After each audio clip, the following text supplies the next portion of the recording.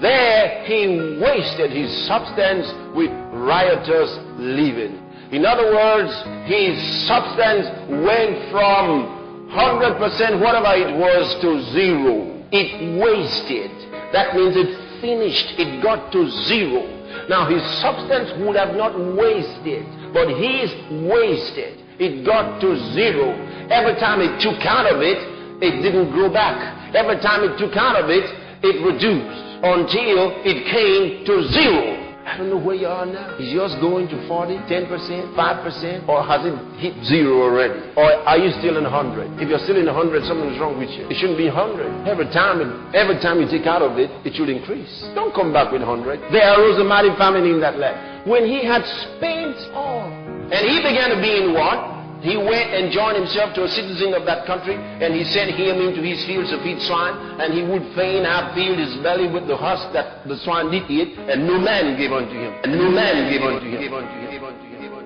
The Bible says he spent all. He didn't give. When you give, you don't spend. What you have given, you haven't spent. What you spent, you have used in payment. He spent everything on himself. Sometimes you get something and you spend it all on yourself. When you live that way, something happens in your life. He spent all. Everything his eyes saw, he bought. Until he had nothing else, and then he sold the possessions he had and continued to spend. And he began to be in want. It started.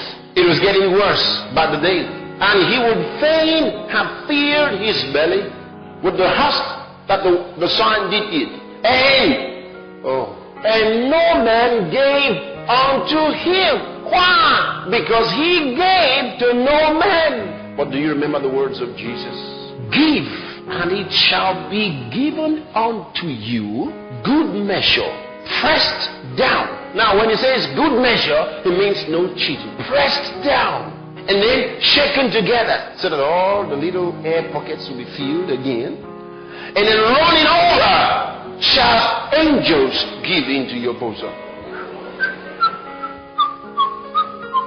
Pastors give, and it shall be given unto pastors.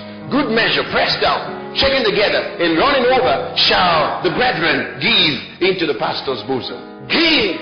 Nobody's name is there. Whosoever. That means this is coming to whosoever. Look, the master said this, and he is wiser than everybody. There is a given mechanism that's working about your life, that when you give, that thing starts working on others to give to you. It starts pulling towards you. The Bible says it is more blessed, oh glory, to give than to receive. You don't, listen, you cannot afford not to give. Because the guy who didn't give in this book, we saw how he ended up. His problem was not the riotous living, I'm telling you. We have a lot of folks who are rich and they are living riotously. They spend anyhow and yet give anyhow. You have people who give lavishly and spend lavishly, and they never get broke. They keep giving lavishly, spending on themselves lavishly, therefore giving to others lavishly, spending this way lavishly, and you wonder why, how come they never get dry? They don't get dry because they're already operating in God's principle. Listen, you don't have to be born again to function under the law of gravity. There is a given law that operates and functions for everybody, whether you're born again or you're not. But listen, when you are born again, there is what you call prosperity with righteousness. Then there is the divine hand of God. Then there is the blessing that's different. Hear me. Poor people don't give. Don't let that surprise you. Anybody who is poor and starts giving will not be poor for much longer. No, listen. If you don't want to be rich, you don't want to prosper, don't give. Because when you do, you can't stop the law from working.